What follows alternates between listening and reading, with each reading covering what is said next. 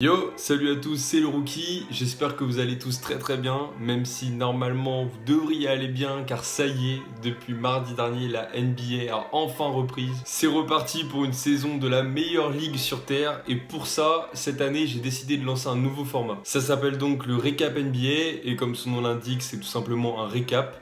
Chaque dimanche soir, donc lundi matin en heure française, je vous propose un récapitulatif de tout ce qu'il s'est passé d'important dans la semaine en NBA. Comme ça, si vous ne suivez pas tout de la ligue et que vous ne vous réveillez pas à 4h du matin pour regarder des matchs, pas de panique, tous les lundis matins, vous aurez votre petit récap, ce qui vous permettra de vous tenir au courant. Donc chaque semaine, je vais tout simplement parler des infos importantes qui sont tombées concernant la NBA, des tops, des flops, des matchs importants, et on va bien sûr finir par un petit programme des matchs qu'il ne faut surtout pas louper la semaine d'après. Bref, cette intro est déjà beaucoup trop longue, je ne vais pas perdre plus de temps pour vous expliquer le principe. C'est parti pour le premier épisode. Comme je l'ai dit, la NBA a reprise ce mardi 19 octobre et on a commencé par un superbe match entre les Bucks et les Nets. Et bien sûr, comme chaque année, avant chaque match d'ouverture, on a la remise des bagues de l'équipe championne. Cette année, c'était donc les Milwaukee Bucks. Giannis Antetokounmpo et ses collègues ont donc tous reçu leurs bagues et ont pu admirer la nouvelle bannière de champion dans la salle. Mais maintenant, c'est pas parce que Giannis il a une bague de champion qu'il compte se reposer tout de suite sur ses lauriers. L'objectif, c'est le back-to-back et ça, il a bien fait comprendre aux Brooklyn Nets dès le premier match. 32 points, 14 rebonds, 7 assistances et 2 contres pour le match d'ouverture.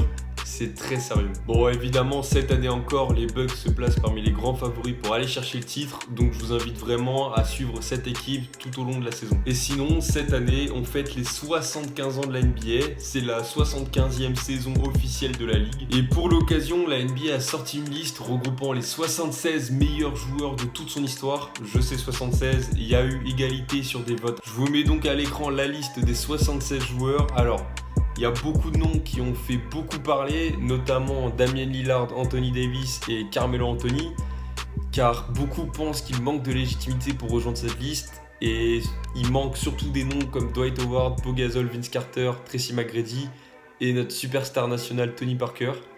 Donc moi j'aimerais vous poser la question dans les commentaires, est-ce que vous êtes satisfait des noms qui sont dans la liste?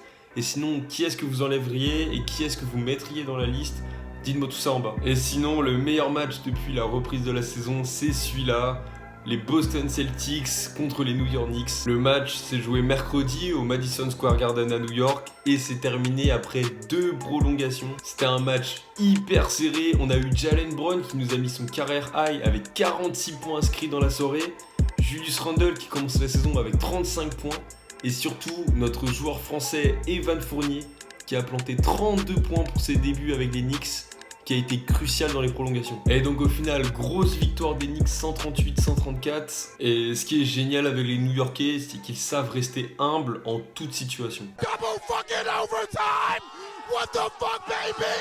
New York is fucking back! Knicks are here, baby! The Knicks are fucking here, baby! Début de saison, il y a une équipe qui est particulièrement décevante, ce sont les Lakers de Los Angeles. L'équipe n'a joué que des matchs à domicile sans aucun back-to-back et pourtant elle a subi 2 énormes défaites, d'abord contre les Warriors, ensuite contre les Suns. D'ailleurs, j'étais au match des Suns et je vais bientôt sortir un vlog de ce match sur ma chaîne YouTube.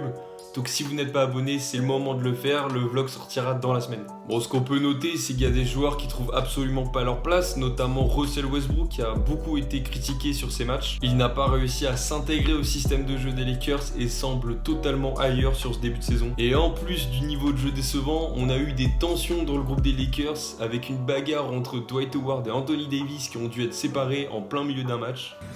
Anthony goes over to Dwight. When Dwight stands up, Anthony puts it. Bon, sinon, petit point positif de l'équipe, félicitations à Carmelo Anthony qui devient le 9e plus gros scoreur de l'histoire de la NBA.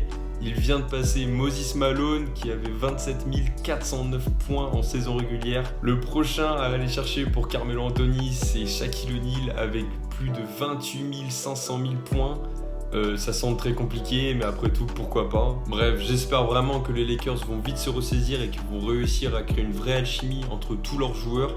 Parce qu'on le rappelle, l'objectif cette année, c'est le titre, donc on n'a pas le temps. d'être aussi mauvais sur le terrain. Bon, sinon, au programme de la semaine prochaine, je vous ai sélectionné 3 matchs qu'il faut regarder absolument. Mardi, les Nuggets vont affronter le Jazz à Utah. On va avoir un gros match-up entre Rudy Gobert et Nikola Jokic dans la raquette. Ça va faire des grosses étincelles. Mercredi, Heat Nets, 2 des meilleures équipes de l'Est sur le papier qui vont se retrouver. Et enfin, vendredi, on pourra suivre un Clippers Blazers qui risque d'être fort sympathique. Voilà, c'était le premier épisode du Recap NBA.